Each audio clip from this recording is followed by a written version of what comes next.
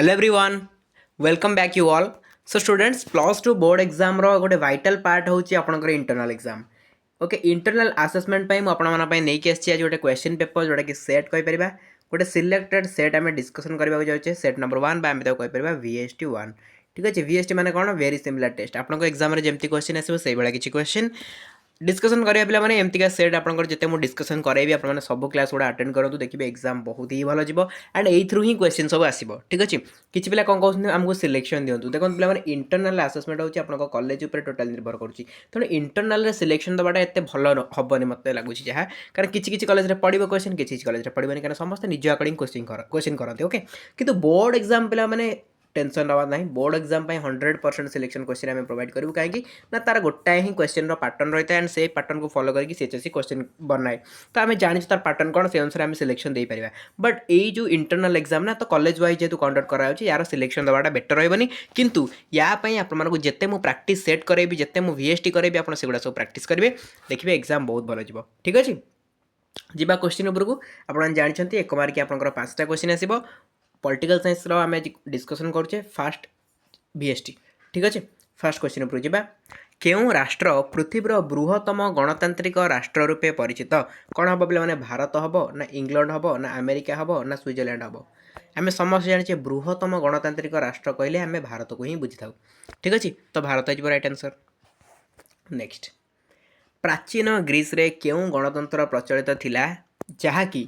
आधुनिक स्विट्जरलैंड रे मध्य प्रचलित कौटा प्रत्यक्ष ना परोक्ष ना प्रतिनिधिमूलक ना मूल्यबोध भित्तिक आम जाने प्रत्यक्ष हो राइट आंसर प्राचीन ग्रीस रे प्रत्यक्ष गणतंत्र ही प्रचलित थिला जोटा कि स्विट्जरलैंड रे मध्य प्रचलित तापरे क्यों कारणरू मध्य प्रदेश और छत्तीसगढ़ ठारे नक्सल विद्रोह आरंभ होता क्यों कारणरू आंसर हो राजा प्रवीर चंद्र भंजदेव हत्या कारणरू एमती किसी होता ठीक अच्छे ये क्वेश्चन टी मन रखिए सिलेक्टेड अच्छे देन गणतंत्र एपरि एक राजनैतिक प्रक्रिया सहित संपृक्त जहाद्वारा साधारण नागरिक माने सेमानक नेता मानक उपरे उच्च मानर नियंत्रण जारी करथांती एक कथा किए कहिथिले बेले माने स्टेटमेंट कहार थिला तो स्टेटमेंट थिला बेले माने कहार ना रॉबर्ट ओवलकर थिला ठीक अछि रॉबर्ट ओवलकर ए स्टेटमेंट थिला देन नेक्स्ट क्वेश्चन को जिबा जूनागढ़ भारतीय राष्ट्र संघर मिसिबा एवं आसाम सिलहट जिला पाकिस्तान में मिसिबा कहार उदाहरण गणमतर ही उदाहरण बुझेगा तो एक मार्क जो 5टा क्वेश्चन आपको मुझे डिस्कसन करदेली एवं जीवा 2 मार्क क्वेश्चन उपरकू 2 मार्क आप जानते आपंकर केतटा क्वेश्चन आसो आपंकर 1 2 3 4 5 5टा क्वेश्चन आसो आपको केतटा आंसर देवार अच्छी ओनली 3टा ही आंसर देवार अच्छी ओके देखो गण उद्योग बा इनिशिएटिव कौन गण उद्योग बा इनिशिएटिव कौन आंसर देखा पे मैंने आंसर आपंकर देखो ये देला मुझे क्वेश्चन सहित आंसर सब लिखिक आनी मैंने एकाठी कर नहीं आसी तो आप सहित डिस्कसन करदे एठू पुणी क्वेश्चन पढ़ी पुणी तौक आसिक आंसर डिस्कसन करा कौन दरकार एकाथरे डिस्कसन ये करदे ठीक अच्छे देखो गण उद्योग बा इनिशिएटिव कौन आम क्वेश्चन थिला आंसर हो कौन गण उद्योग बा इनिशिएटिव प्रत्यक्ष गणतंत्र एक अस्थिसूचक माध्यम अटे यह द्वारा व्यवस्थापिका आईन प्रणयन करुनथिबा परिस्थिति रे लोक माने निजे आईन प्रणयन प्रक्रिया आरंभ करि पारंती संख्याधिक भोटदाता आईन संपूर्ण रूपरेख निर्णय करि पारंती किंबा प्रस्तावित आईन संपर्क में एक प्रस्ताव मध्य व्यवस्थापिका उपस्थापन करि पारंती ठीक अच्छे तो गण उद्योग कौन सरला नेक्स्ट क्वेश्चन जीवा मेंट बा मिलित सरकार कौन ओके मिलित सरकार कौन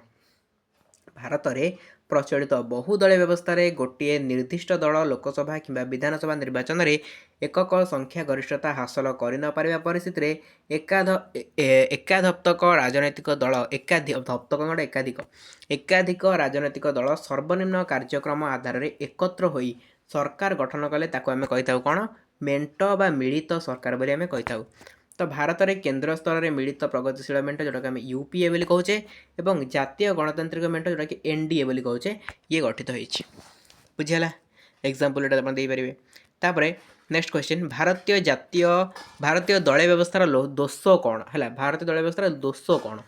आह्वान भी पचारि पारे तेणु बहुदलीय व्यवस्था संगठित दृढ़ विरोधी दलर अनुपस्थिति आंचलिक दलर संकीर्ण आंचलिकतावाद बाहुबल और अर्थबलर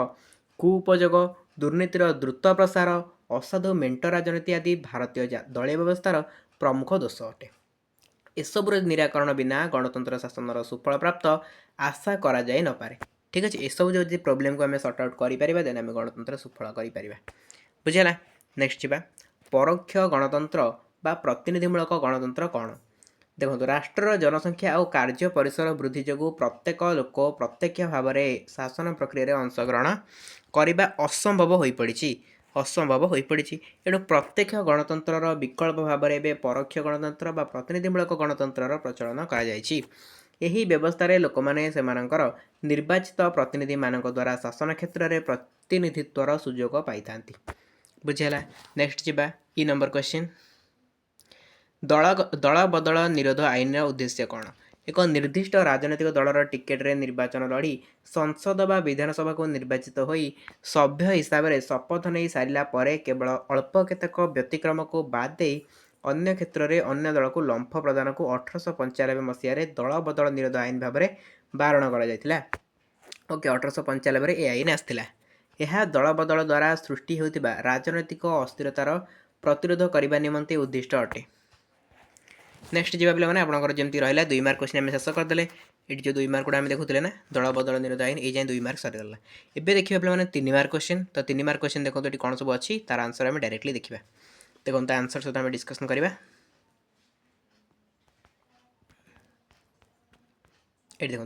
निरक्षरतार आह्वान को भारतीय गणतंत्र में किपरि मुकाबला करा जायछि निरक्षरता को केमती मुकाबला करा जायछि ना भारत निरक्षरता हार ह्रास पाई किंतु अर्थनैतिक विकास क्षेत्र में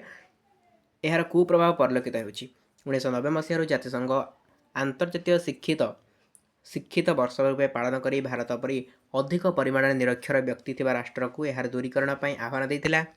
पढ़ा लेखा गणिबा कार्य करिबारुथबा व्यक्ति साक्षर भाव में विवेचना होता है। लिंगगत असंतुलन आयगत पार्थक्य जातिगत विभेदता इत्यादि विविध कारण भारत में कौन है निरपेक्षता रही है। यहाँ आप देखी दिंतु जेहेतु टे लंग टाइप अच्छी आपको डिस्कसन कले बहुत माने लेंदी हो क्लास गुड़ाक तो यहाँ आप देखी दिंतु लिंगगत असमानता कौन यहाँ सब स्क्रीनशॉट नहीं जातु पढ़े है। लिंगगत असमानता कौन तापर आंचलिक दलर प्रभाव आ भूमिका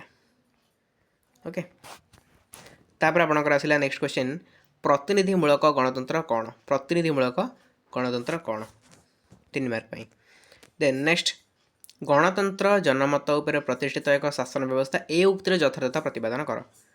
बुझेगा बस एतिक आप पढ़ु एतिक आपंकर सेट 1 कभर होची सेट 1 रे पाखापाखि बहुत ही सिलेक्टेड क्वेश्चन गुड़ा मुझे डिस्कसन कली एंड एथरू क्वेश्चन आपको एग्जाम आसबार पॉसिबिलिटी रोचे ओके आप डिमांड करेंगे देन आम आहरी VST नहीं आसवा अदर सब्जेक्टर VST आने जहाँद्वारा आम डिस्कसन सबकि करवा VST पे क्वेश्चन डायरेक्टली इंटरनल आसेसमेंट आसे जोटा कि अलरेडी मुझे 2025 प्रूव कर सारी है 2025 में मुझे भी इंटरनल क्वेश्चन पेपर डिस्कसन करी ना मैक्सिमम क्वेश्चन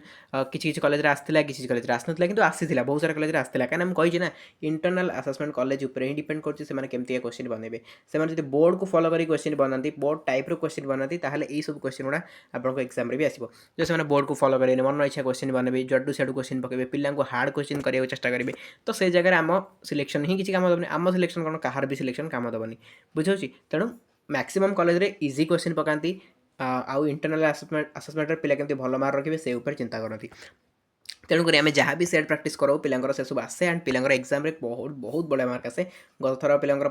2025 कथा कभी 20 ରୁ 19 18 एमती सब मार्क पाई है प्रायतः 20 ରୁ 20 भी पिला पाई ओडिया इंग्लीश सब इंग्लीश पाई ओडिया 20 ରୁ 20 पाई पॉलिटिकल साइंस इकोनॉमिक्स एजुकेशन 20 ରୁ 20 माने एजुकेशन कही पॉलिटिकल साइंस इकोनॉमिक्स आपंकर 20 ରୁ 20 पाई आप जो रहा हिस्ट्री भी पिला 20 ରୁ 20 पाई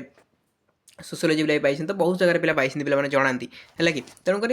आपण मैंने पढ़ापढ़ी करूँ ये जिन जहाँ भी डिस्कसन कराऊँगी निहाती आप भी भल मार्क रखिपारे इंटरनल आसेसमेंट में बहुत बढ़िया मार्क रहा ओके पे यार PDF मुझे टेलीग्राम ग्रुप रे देदेवी जहाँद्वारा कि आपड़ ये जहाँ भी रहा ना आप सब पढ़ीदे डिस्कसन भलसे होगा तो आप सब पढ़ीदे इथरू क्वेश्चन निहाती आसो तो PDF पाइबा टेलीग्राम जॉइन करेंगे डिस्क्रिप्शन बॉक्स में लिंक अच्छी जॉइन करेंगे जब किसी प्रोब्लेम फेस करते देन कमेंट सेक्शन कमेंट करेंगे कहे लिंक दिंतु बोली आपको लिंक प्रोवाइड करा आपने जॉइन करेंगे ठीक अच्छे सबकि फ्री ऑफ कॉस्ट अच्छी टंकाटा भी आपको दवा पड़े सबकि भल भल मटेरियल आपने पाइपर ओके चलते ये क्लास को एटेंड करवा थैंक यू सो मच।